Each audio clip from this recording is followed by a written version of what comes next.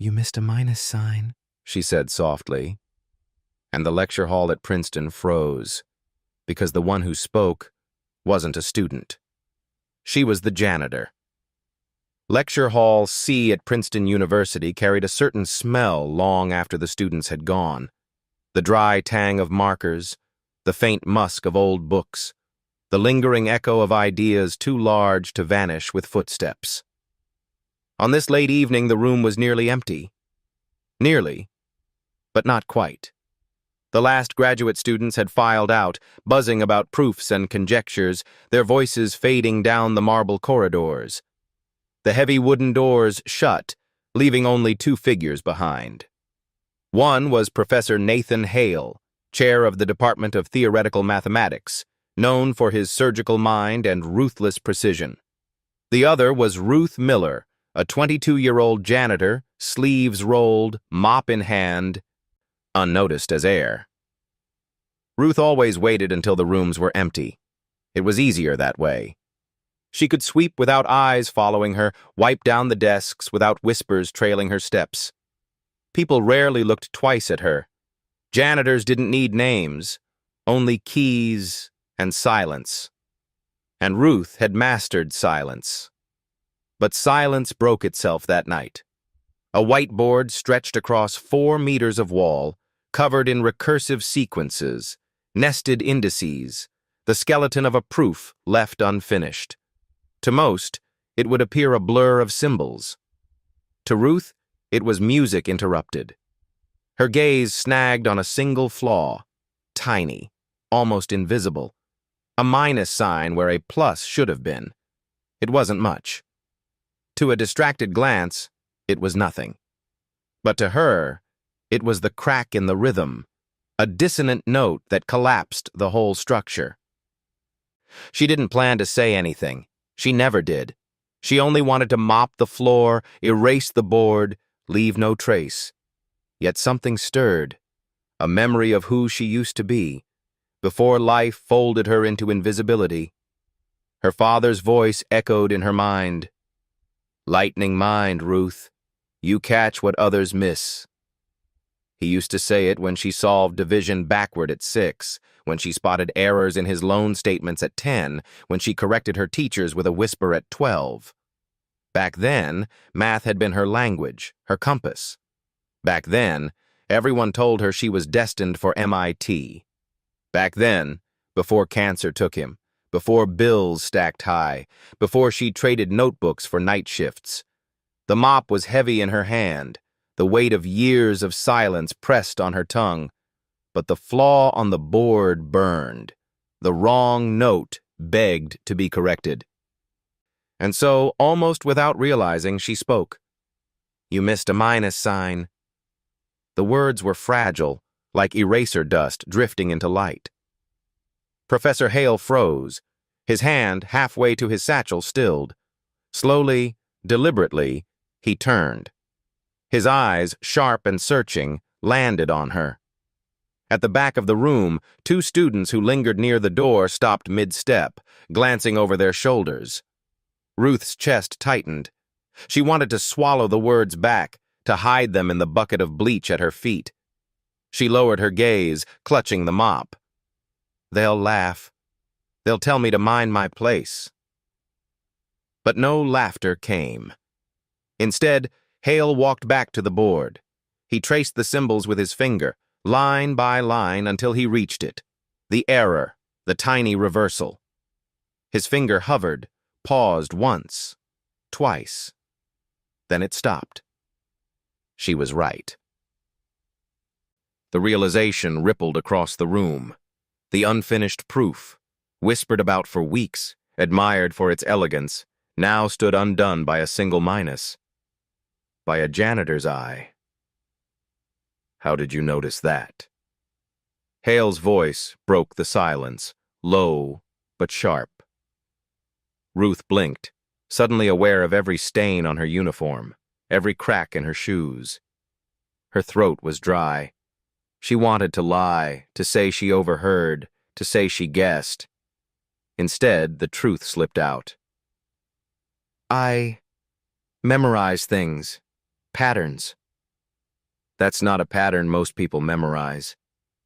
Hale studied her, not her mop, not her uniform, but her face. For the first time, he truly looked. "What's your name?" "Ruth," she whispered. "Ruth Miller." "Ruth, have you studied this type of mathematics before?" She hesitated.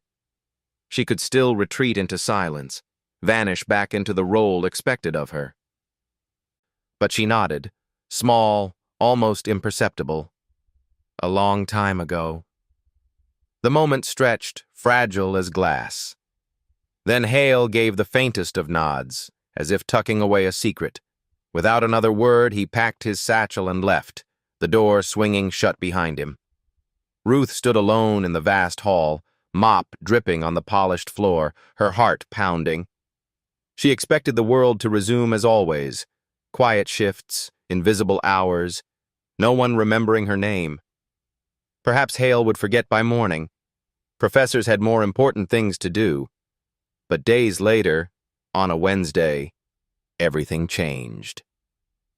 That Wednesday afternoon, Lecture Hall C filled again. Graduate students shuffled in, their arms burdened with notebooks, laptops, and half-finished coffees. The air buzzed with tired chatter, the kind of noise that lingered before a weekly seminar, equal parts ritual and burden. At the back of the hall, Ruth Miller pushed her mop across the tiled floor. She kept her eyes low, as she always did. The whispers from days before still haunted her. Maybe Professor Hale had forgotten. Maybe it had meant nothing. Maybe she could slide back into the invisibility that kept her safe. But then she heard it. "Before we begin," said a voice that carried authority like a blade. Professor Nathan Hale stood at the front, his spectacles catching the overhead light. He paused long enough for every rustle of paper to stop. "I'd like to ask for a little help from our facility staff." The room chuckled. Some students exchanged glances, smirks playing at the corners of their mouths. Facility staff? What could he mean? Ruth froze. "Ruth," Hale said, his voice steady, "would you come up, please?" For an instant the world narrowed. The mop slipped in her damp hands. Every eye in the room turned, some wide with confusion, others narrowing with derision. "Wait," one boy whispered, loud enough for it to spread. "That's the cleaning girl." A ripple of laughter followed. A girl in the second row covered her mouth, stifling a grin. Another leaned back in his chair, muttering, "This'll be good." Blood rose hot into Ruth's face. Her legs refused to move. She wanted to vanish into the floor. "Don't do this, Professor. Don't turn me into their entertainment." But Hale's gaze did not waver. He gestured toward the board with the quiet gravity of a man who meant exactly what he said. Ruth took one step forward, then another. The laughter swelled, punctured by a mocking clap from somewhere near the back. Each stride felt like walking a plank above open sea. "You're not serious, Professor," a student protested. "As serious as mathematics," Hale replied, his tone flat as stone. He held out a marker. "Ruth, can you walk them through the core sequence from yesterday's proof?" The marker weighed more than iron in her hand. She felt the room's anticipation press on her chest. Someone whispered, "This is going to be painful." For a heartbeat, she nearly surrendered. Her fingers trembled, her throat tightened. She remembered the unopened college applications on her mother's kitchen table, the bills piled high, the nights folding towels, the long hours scrubbing until her hands cracked. She remembered every reason why she did not belong. But then, the board loomed, alive with symbols. Symbols she knew as intimately as breath. The rhythm of them, the hidden music, tugged at her memory. The room leaned in. Even the clock seemed to wait. She began. Line by line, she reconstructed the proof, erasing the false turns, correcting the flaw that had crippled it. She didn't perform. She explained. She spoke plainly, her words cutting through jargon, peeling back complexity until even the smirking boy in the front row leaned forward, eyes narrowing not in mockery but in dawning comprehension. The room shifted. The laughter died. Pens scratched furiously across notebooks. 10 minutes passed, then 15. Ruth's voice did not rise, but the authority of it grew. She didn't stand like a janitor. She didn't stand like a student either. She stood like someone who belonged, not because of a title, but because truth gave her permission. When she capped the marker at last, the board gleamed with clarity. No excess, no collapse, just a clean path. Professor Hale leaned back in his chair. A small smile tugged at his lips. "Thank you, Ruth," he said quietly. That was correct. Entirely. Silence swallowed the room.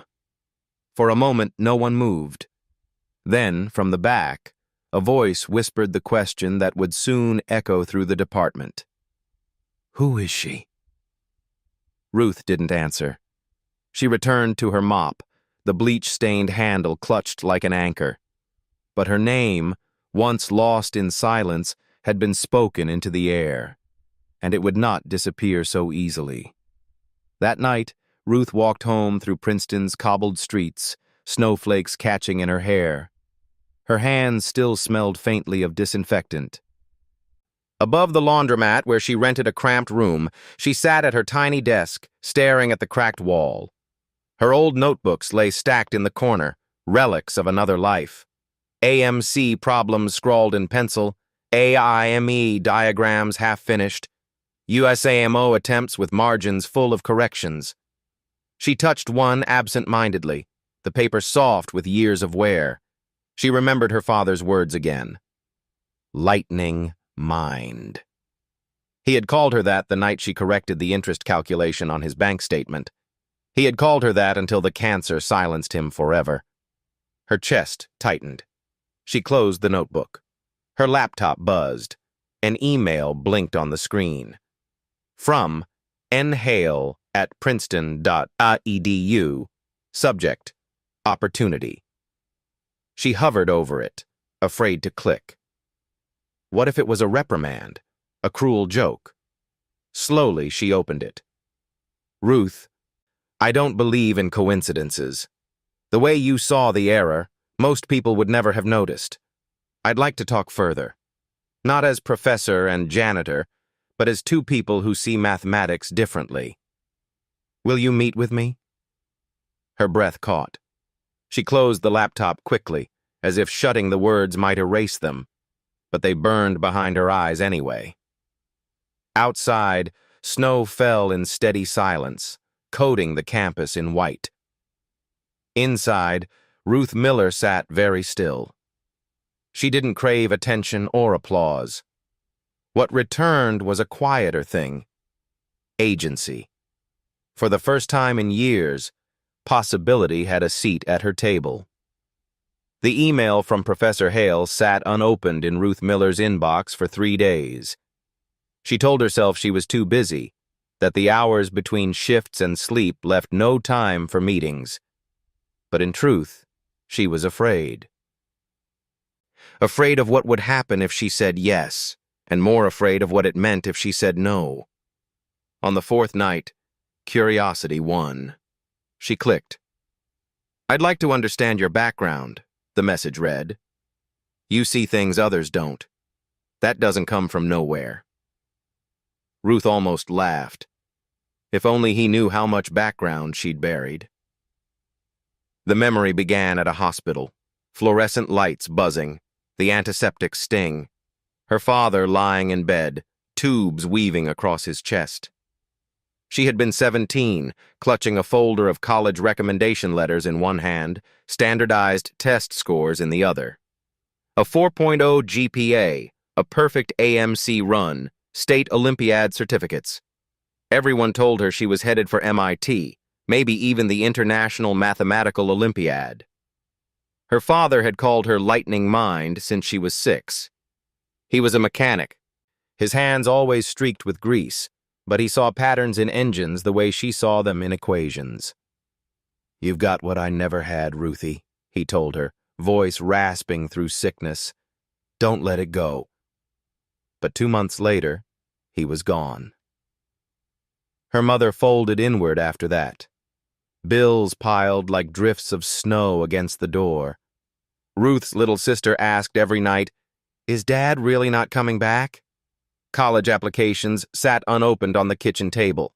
Her guidance counselor begged her, "Just finish them. MIT isn't going to wait forever." But Ruth was already waiting forever, waiting for a doorbell that wouldn't announce another collection notice, for her mother to sit upright, for grief to loosen its chokehold.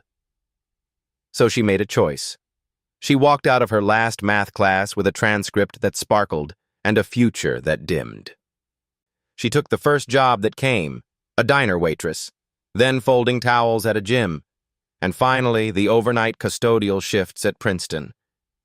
"At least," her mother said, "it's a smart place." Ruth had nodded, but she never told her mother the truth. She still carried a notebook. She still wrote.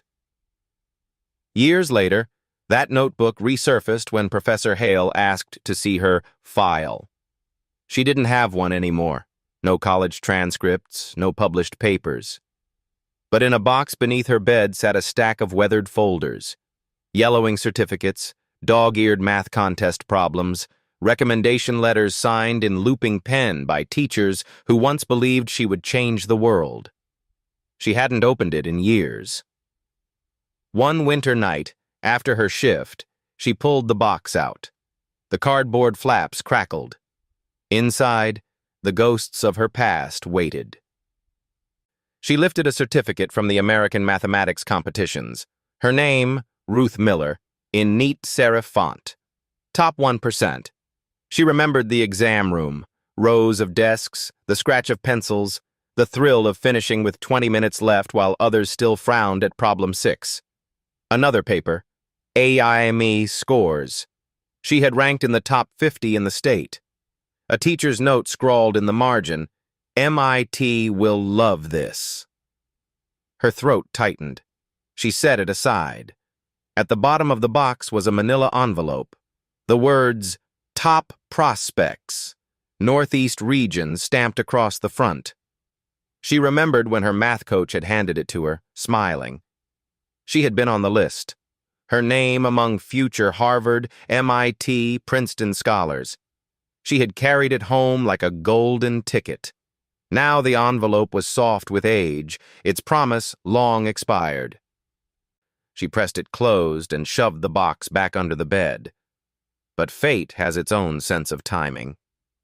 2 days later, Ruth walked into Lecture Hall C to find Professor Evelyn Sloan waiting.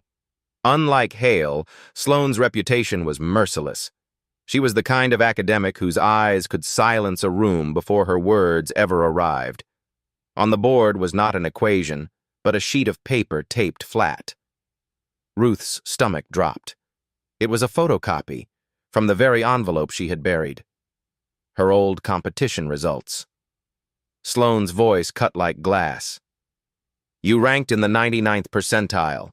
You were on the list. And now you mop our floors. Why?" Ruth froze. Her hands ached to tighten around the mop handle, to ground herself. "Life," she whispered. Sloane stepped closer, her gaze narrowing. "Life is not an answer." Ruth swallowed. "It's the only one I have." The room was silent. Then Sloane turned sharply, chalk in hand. "Show me," she ordered. Ruth hesitated. "Show you what?"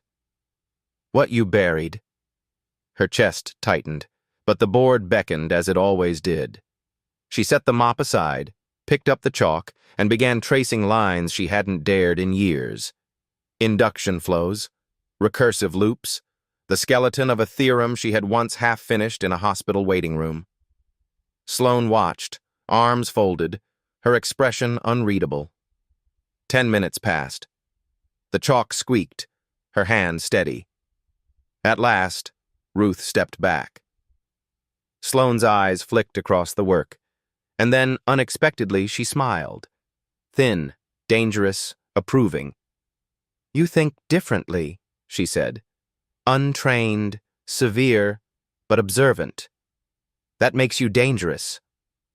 "Dangerous?" Ruth echoed. "Yes. Because you don't know how you're supposed to think, and that means you see what we miss." The words landed heavy.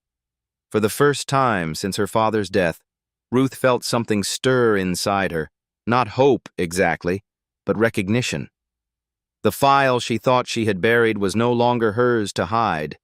It had been unearthed, and with it, the life she had tried to lock away.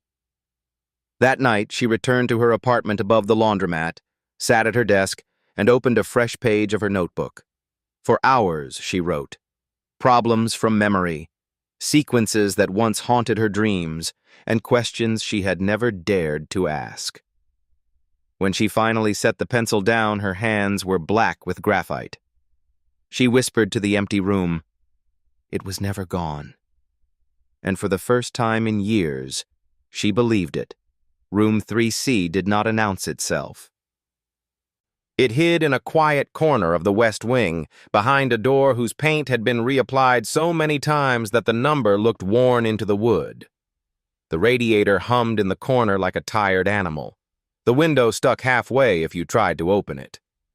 Unlike Lecture Hall C, with its bright whiteboards and tidy trays of markers, Room 3C held an old slate chalkboard, the kind that turned fingertips dusty and made ideas sound like weather when the chalk squeaked. Ruth found it by accident the week after Professor Sloane confronted her with the buried file.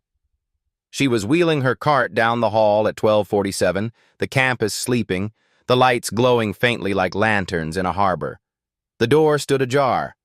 Inside were 2 rows of chairs, a clock frozen at 9:12, and chalk sitting in a cracked wooden tray as if waiting for someone who still believed. She stood in the doorway, listening to nothing. The silence was not empty, it was patient. Her schedule had become ritual. Floors from 10 until 11:30, restrooms until midnight, desktops until 1, surfaces and glass until 2. After that, half an hour that had never belonged to anyone. For years, she had surrendered those minutes to fatigue. That night, she gave them to the chalkboard. She slid the cart inside, propped the door with her bucket, and walked forward. Chalk felt different from marker. Chalk forgave. Chalk admitted the hand. When she pressed the stick to slate, a small thrill ran through her, the kind you feel when a melody finds the right key. She did not start with brilliance. She started with a shape. A loop that wanted to close but did not. Then a line beneath it, the recursive whisper of xn plus 1 equals f of xn. Then a warning she had learned to whisper to herself. Orientation before recursion. She wrote it in the corner and circled it twice. The radiator clicked. Somewhere in the hall, a pipe sighed. She worked without spectacle. Induction steps with breathing room between them. A probabilistic filter she had been nursing since the winter in the hospital when her father slept and machines kept time. At the bottom edge of the board, almost without thinking, she drew a spiral, small and tight, as if to remind the room that convergence could be a matter of listening. She stayed until the clock above the door refused to move from 9:12. Then she wiped the board carefully, leaving only 2 lines in the corner. No syllabus. Only questions. Be kind to confusion. By 3, she locked up and rolled the cart away. She did not tell anyone about 3C. She did not need to. The room kept its own secrets. The second night, she returned with a fresh piece of chalk wrapped in tissue like a relic. She worked on a frayed idea, how to guard a boundary before the recursion erodes it, how to keep a proof from proving into fog. Half an hour passed, then another 10 minutes. She felt the hallway change, footsteps, light enough to be hesitation. Ruth kept writing. A figure hovered just beyond the doorway. A backpack strap creaked. The faint scent of rain drifted in. She placed the chalk on the tray. "It is open," she said to the air. Silence, then a voice, careful and young. "I am sorry. I thought the room was empty." "It used to be," Ruth said. "Come in, or it will go back to being empty again." The figure stepped inside. A freshman, maybe. Hair pulled back, eyes carrying hunger Ruth recognized immediately, the hunger that grows in people who read without permission. The girl hugged her notebook as if it were armor. "I am Gia," she said. "Gia Nguyen. I have seen you." She hesitated. "Everyone has been talking since Wednesday." "That sounds noisy," Ruth answered. "It is," Gia admitted, but this looked quiet. She glanced at the chalkboard.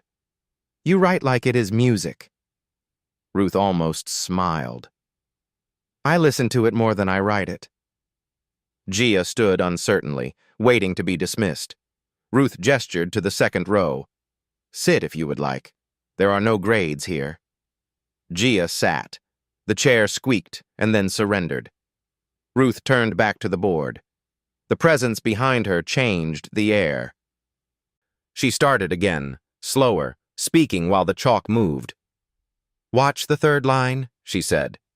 "You cannot define a set recursively if the boundary is floating. You will prove into fog."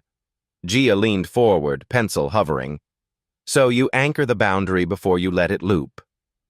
"Exactly," Ruth said. "Anchor, then loop." They worked like that for 20 minutes. Ruth framing the path, Gia asking questions that were not about vocabulary but about why. At one point, Gia got tangled in a knot and apologized. "Be kind to confusion," Ruth said softly, pointing to the rule in the corner. "It is a door, not a verdict." When they stopped, it was late. Gia looked at the spiral in the corner. "Will you be here tomorrow?" "I am here most nights," Ruth said, realizing what she had confessed. Gia hugged her notebook. At the door, she turned back. "Thank you. I did not know there was a room like this." "There was not," Ruth said. "Now there is." 2 nights later, a boy arrived. He sat, watched, took notes. On Sunday, a third came, then a fourth, shy as cats. No one called it a class. No one dared name the teacher. Still, the space learned a rhythm. Doors whispering shut around 2, chalk debts paid in thanks, questions arriving like contraband. Ruth wrote new rules in the corner. No apologies for trying. Proof before pride.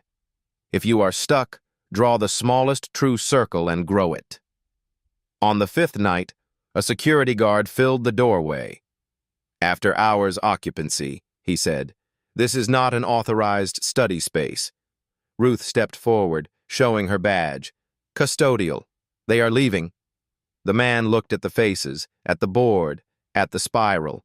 His jaw softened. 10 minutes, he said. Then it is empty. When the door shut, Gia whispered, "Do we have to stop?" "We have to learn faster," Ruth said, and the room laughed for the first time. Not everyone laughed. Trevor Langley saw them slipping out of 3C like shadows. He frowned, snapped a photo of the chalkboard, spiral, and rules. "Unauthorized pedagogy," he typed to a private thread. "We are building a myth around a mop." Ruth did not see the message, but she felt its chill when a memo from facilities arrived reminding custodial staff that instructional activities required supervision. The memo did not name her. It did not need to. Later that week, she found a post-it fixed to the board in Sloane's sharp hand. "Keep asking them where the function returns." She tucked it into her notebook. She did not need permission, but encouragement landed like a coat in winter. What happened in 3C after that did not explode. It settled. A handful of students learned to arrive quiet and leave quieter. Ruth never lectured. She asked, "What do you think the proof is trying to say?" Where does the loop actually start? If the boundary keeps slipping, what cannot slip? What is the smallest true circle you can draw around this problem? Sometimes she answered with silence. Other times she told a story. The hospital waiting room, a bank statement, a father who named an engine's cough correctly before it coughed. She did not trade on tragedy. She traded on use. On a Tuesday near midterms, Gia arrived with a faint bruise at her temple. Ruth did not ask. She handed her the chalk. "I would not know where to begin," Gia whispered. "That is the best place," Ruth said. "Begin where you are." Gia stood. Her hand shook for 2 lines, steadied on the 3rd. When she sat, her breath left like a confession. That felt real. "It is," Ruth said, "even if no one told you yet."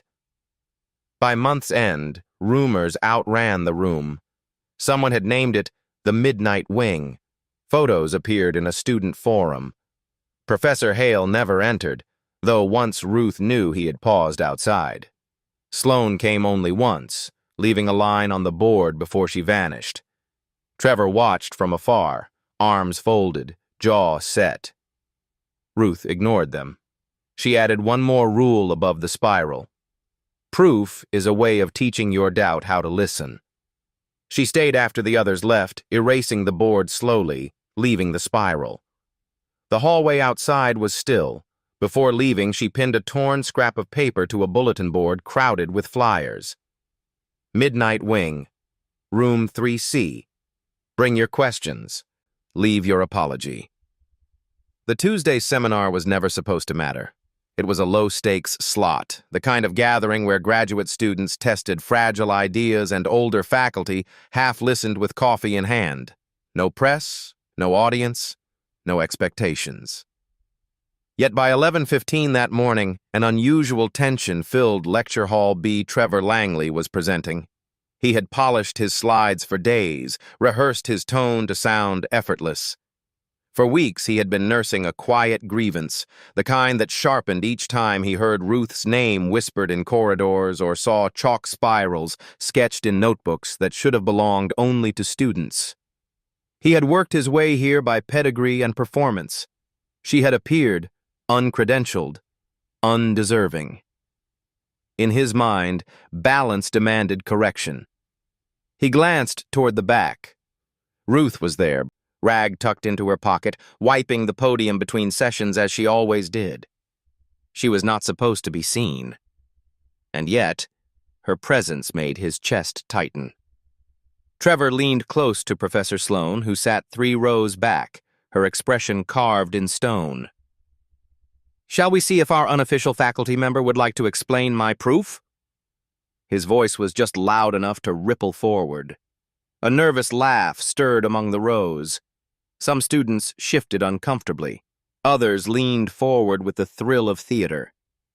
Professor Hale, seated across the aisle, narrowed his eyes. "Is that a challenge, Mr. Langley?" "Merely a suggestion," Trevor replied, smiling without warmth. He raised his voice so all could hear. "Miss Miller, would you care to walk us through my proof sketch?" The room hushed. Ruth froze mid-motion. Cloth still pressed to the wood. Her pulse quickened. She could refuse. She should refuse. But every eye had turned, waiting to see her falter. Slowly, she set the rag down and walked to the board. Her palms itched with chalk dust, though she had not touched the tray yet. She studied Trevor's scrawl, dense with nested manifolds and recursive curvature. It was advanced. It was intentional. It was a trap. She lifted a piece of chalk. Her hand shook once, then steadied. "Your 3rd assumption is unstable," she said softly. Trevor blinked. "Excuse me?" She circled a variable near the top. "If your foundational set is defined recursively before the boundary is established, the orientation isn't guaranteed. You are proving into fog." A murmur swept the room. She continued, voice calm, precise. Step by step she dismantled his structure. not with arrogance, but with clarity. She collapsed 6 convoluted steps into 3. She simplified where he had complicated. She wrote as if she were remembering music. 10 minutes passed. Trevor's jaw tightened. 15, and his paper stack looked suddenly irrelevant. Professor Sloane leaned forward. "She just outwalked him in his own maze," she murmured. When Ruth capped the chalk, the board stood transformed. She stepped back, not toward the audience, but toward the mop closet. She did not bow, did not gloat. For a heartbeat, the hall held silence.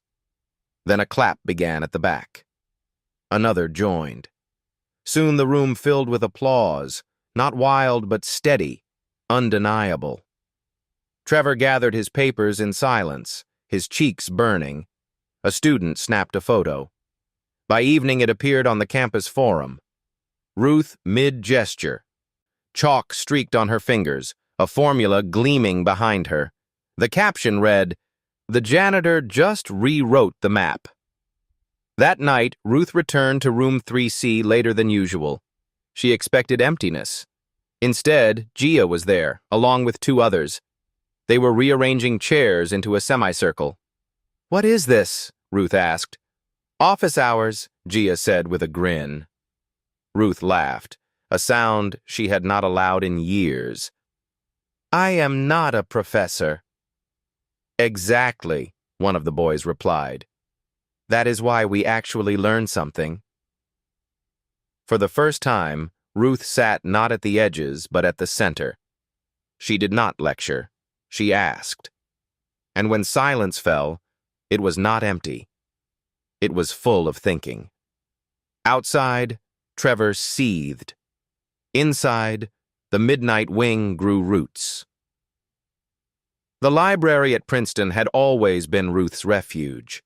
She cleaned its floors at night, swept away pencil shavings, emptied wastebaskets full of half-abandoned drafts. Yet she had also come to think of it as a cathedral of unfinished thoughts. Equations left dangling in margins. References noted but never chased. Ideas waiting for someone stubborn enough to sit with them.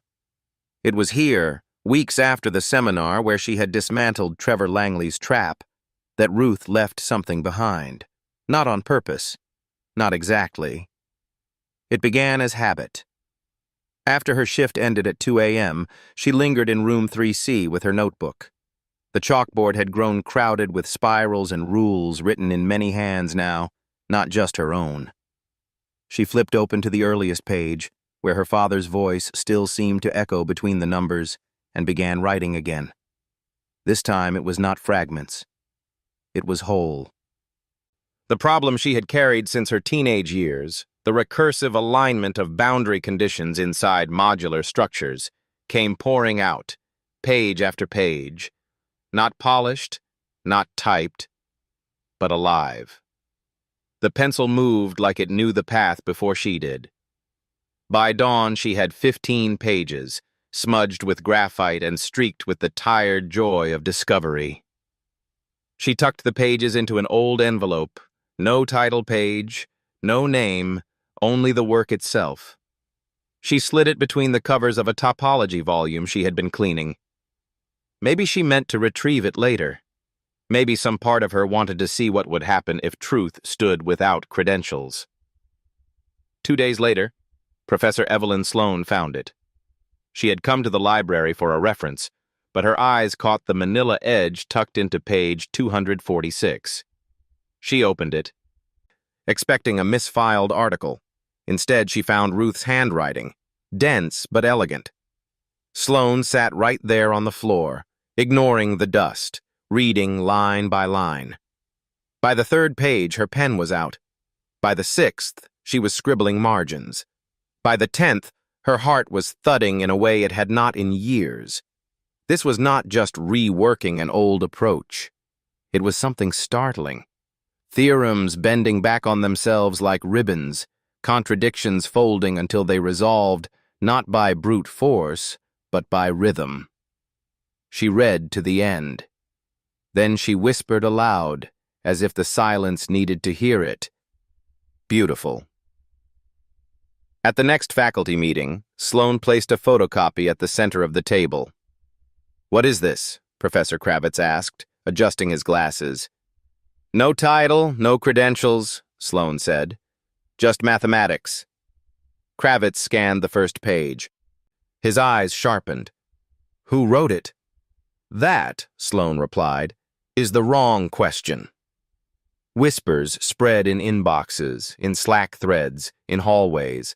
Someone dubbed it the Mobius recast. Others called it the anonymous recursive paper. Some wondered if it was AI. Others said it felt too human, terrifyingly human.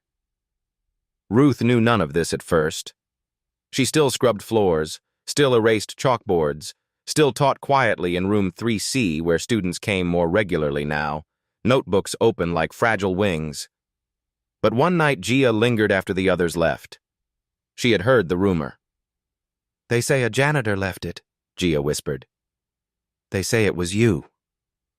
Ruth froze. Her hands still smelled of bleach. She stared at the chalkboard, at the half-erased spiral, and said softly, "It is just how I saw it." "Then why didn't you sign it?" Gia asked. "Because if I signed it, they would try to measure me, and I didn't write it for that." "Then who did you write it for?" Ruth turned, the chalk still between her fingers. "The next girl sitting where you sit now, thinking she needs permission to see." The paper kept moving without her. By the end of the week, an invitation appeared in her custodial cart. The university chair's letter was formal, stiff, full of honorifics. Would R. Miller consider presenting her reworking of the Mobius transformation at the upcoming Princeton-Columbia colloquium? She folded it once, then again, then tucked it under a rag. That night in room 3C, she stood before the board, the chalk trembling slightly in her hand. She wrote one sentence above the spiral. "Truth does not need a name." She set the chalk down. The board hummed with silence. Ruth Miller had no intention of stepping onto a podium, but her work had already escaped her hands, and it would not be erased. The door to room 3C had always been stiff, but that Friday night it was more than stiff. It was locked. A new padlock hung beneath the knob, brass glinting in the hallway's weak light. A paper notice was taped above it, stamped with the university seal. Effective immediately. Room 3C is closed for maintenance. Unauthorized use is prohibited.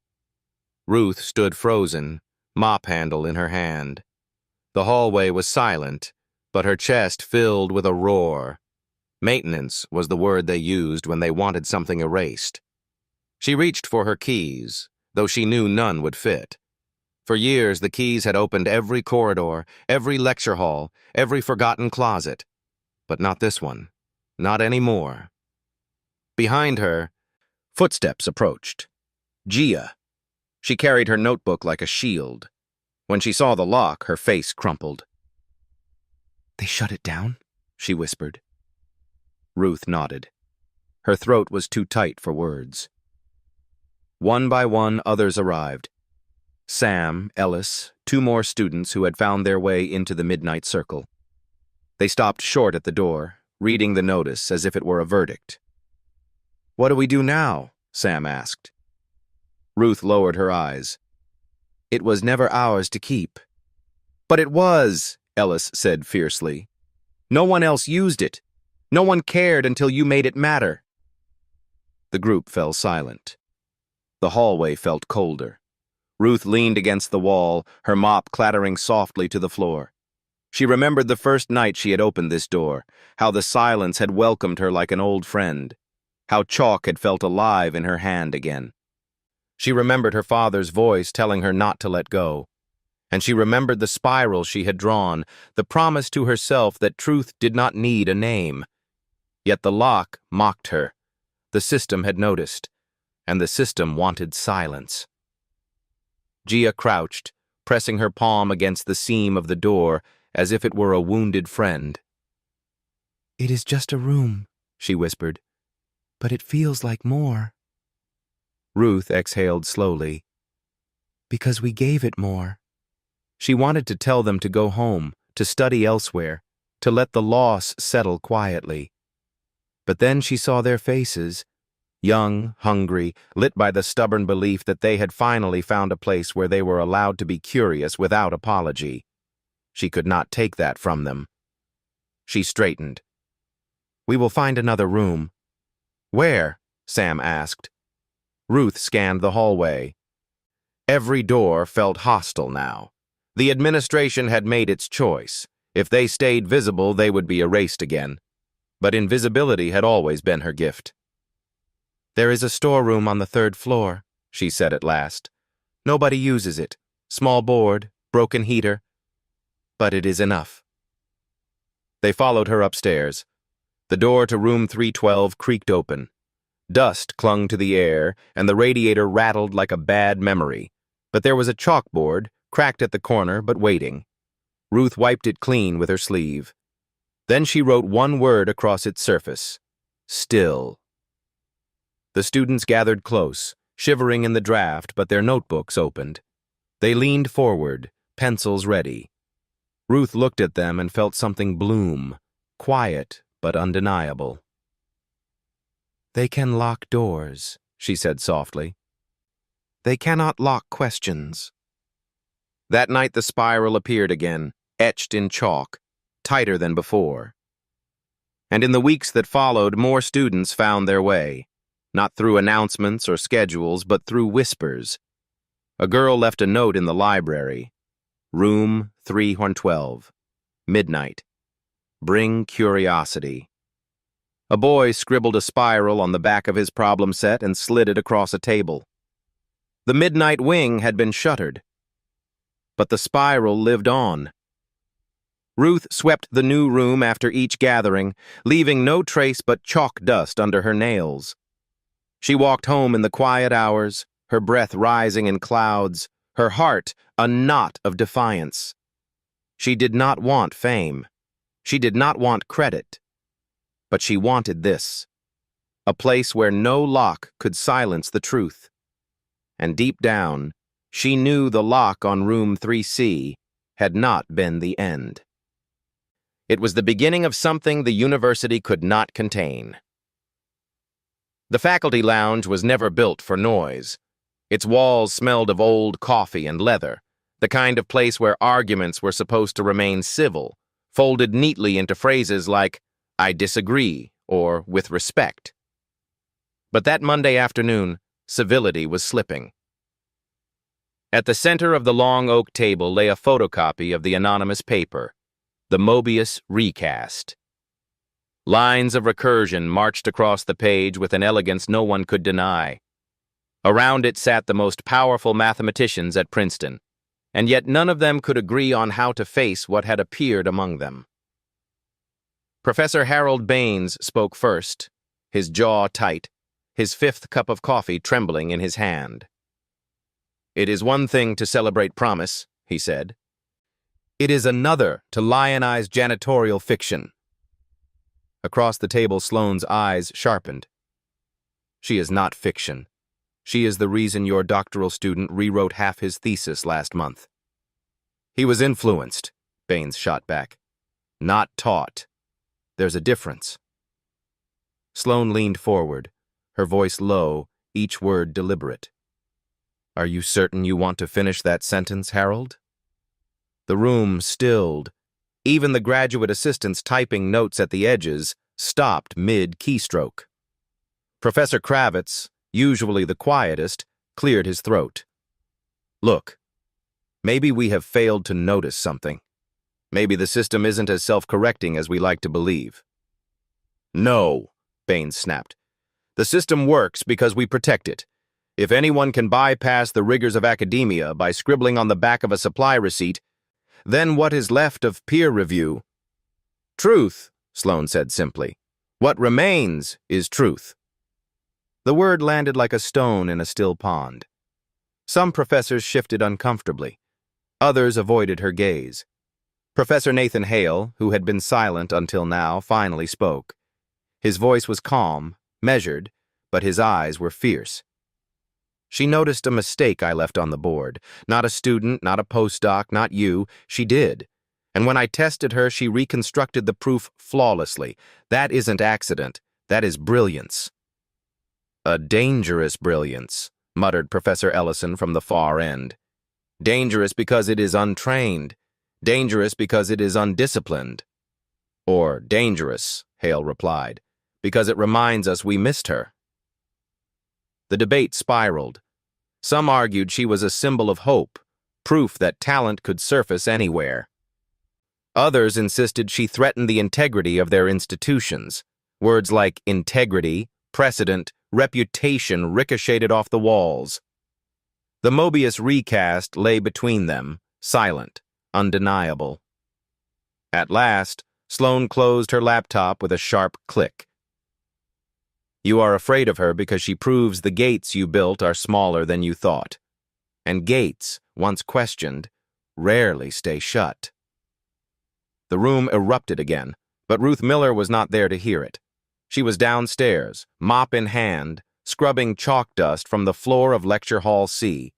She had no idea that her name, spoken, denied, defended, was remaking the corridors above her. The fall colloquium was meant to be predictable. Every year the department polished its best work and displayed it like an heirloom. Keynote speakers with established reputations, graduate students grateful for 5 minutes at the podium, faculty trading questions that sounded like challenges but were rehearsed as compliments. Nothing surprising, nothing dangerous. Yet by the week of the colloquium, whispers of something different traveled through the Ivy halls. The Mobius recast had reached inboxes across the Atlantic. Oxford had circulated it internally. A professor at Caltech called it inevitable in a private thread. And though no one admitted it openly, the organizers had quietly added a line to the program: anonymous submission, pending confirmation. In the basement of the math building, Ruth Miller folded her custodial cart into its narrow space and tried not to think about it. She had already declined. The formal invitation had come in a thick envelope, embossed with Princeton's seal. She had read it once, then slid it under a stack of rags. She did not want a stage. She wanted a board. She did not want applause. She wanted silence. But silence had begun to betray her. The night before the colloquium, she unlocked room 312, the replacement for the shuttered 3C, and found students waiting in a semicircle, notebooks open. Gia sat at the center, eyes steady. They want you to present, Gia said. They want a name, Ruth corrected. She lifted a piece of chalk, stared at its dust trembling under the light. If I stand there, I become the story, and the work is no longer about math. It is about me.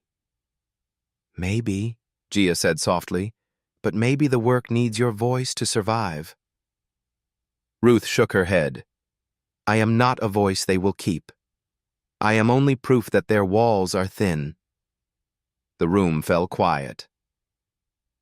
The chalkboard bore last night's spiral, still faint in the corner. Ruth erased it slowly, then wrote across the slate. Freedom is not the absence of limits. It is the choice of where you will not be limited. The students copied it, their pencils scratching like vows. The next morning, the main hall was packed. More than 200 people filled the rows, faculty from Princeton, visitors from Columbia, even a reporter from the New York Times in the back with a notepad. The program ticked forward, each name called, each proof displayed. But when the slot for the anonymous submission arrived, the moderator stepped to the podium, paper trembling in his hand. Unfortunately, he said, it seems our speaker has chosen to remain absent. A wave of murmurs spread. Some sighed with relief. Others smirked. The next name on the program hovered on the moderator's lips. Then an usher appeared at the side of the stage, handing him a plain envelope. No sender, no seal.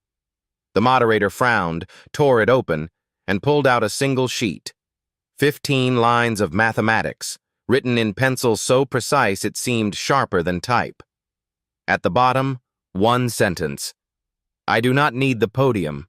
I only need the idea to survive. The room froze. The moderator hesitated, then nodded to the technician. Put it on the screen. The projection filled the hall, recursion folded into rhythm, contradictions dissolving into symmetry, a sequence that felt less like proof and more like music. For a long moment, no one spoke. Then Professor Hale rose from the front row. Then let us listen, he said simply. The applause began softly, then grew, rolling like thunder contained inside stone walls. Outside in the courtyard beneath an old oak tree, Ruth stood with her hands buried in her coat pockets, listening to the echo. She did not need to see the ovation. The chalk dust on her fingers was enough. In her pocket lay another folded page, unfinished, unnamed, waiting. She smiled faintly. Someday, she whispered, but not today. And she walked away before the doors opened. The applause from the colloquium still echoed through Princeton's corridors, but it carried with it a strange aftertaste. For some, Ruth Miller had become a symbol of possibility, proof that brilliance could live outside titles and tenure. For others, she was a crack in the foundation, a reminder that their gates did not guard as tightly as they thought. In the weeks that followed, tension thickened. Articles appeared online. The janitor who outsmarted Princeton, anonymous mind behind the Mobius recast. Some praised her as a genius overlooked, others dismissed her as myth. Students drew spirals in their notebooks. Alumni sent letters, some furious, some awed. Inside faculty offices, the arguments sharpened. Professor Baines warned of chaos. If we allow this, he said during one closed-door session, what separates rigorous proof from romantic fiction? Peer review exists for a reason. Sloane's reply cut through the room. Peer review exists to test ideas, not to silence the mouths that produce them. Professor Hale added quietly, the math stands. You can erase her name, but not the truth she wrote. But institutions move slower than proofs. By December, a draft policy circulated. All teaching, formal or informal, must be supervised by credentialed faculty. No names were mentioned, but everyone knew whom it targeted. When Ruth read the memo, she sat in silence for a long time. The room smelled of detergent. The words on the page blurred, not from tears, but from a deep, familiar exhaustion. She had lived her whole life on the edges of systems that did not know how to hold her. That night, she went to room 312. The students were waiting. Gia, Sam, Ellis, others, faces that had found courage in her questions. Ruth did not begin with equations. She wrote a sentence across the chalkboard instead. Freedom is not being allowed in. Freedom is refusing to vanish when they close the door. The students copied it down without speaking. Word spread beyond campus. A blog called Threaded Minds published an anonymous interview with someone they called the Chalk Woman. Soon, podcasts, newsletters, even whispers in Oxford and Zurich carried her initials. RM, not a professor, not an alumna, but present all the same. One evening, as winter pressed down on Princeton, Ruth found herself approached in the library by a man in a dark coat. He introduced himself quietly. Elias Hartford, Clay Mathematics Institute. He spoke with the calm authority of someone who had already read her work. You have built something they cannot erase, he told her.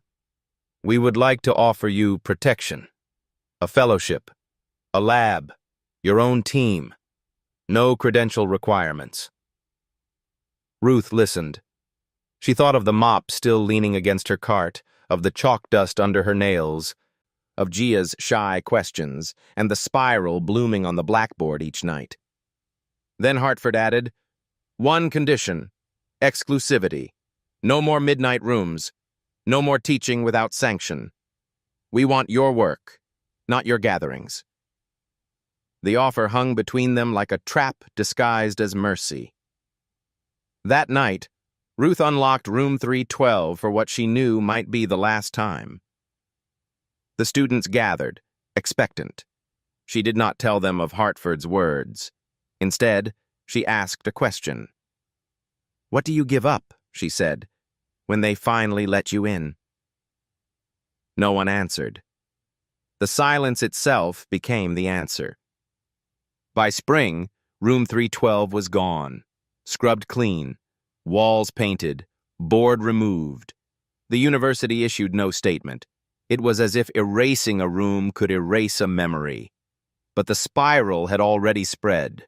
On notebooks, on sidewalks, on scraps of paper pinned to bulletin boards, students carried it like a secret, a password, a promise.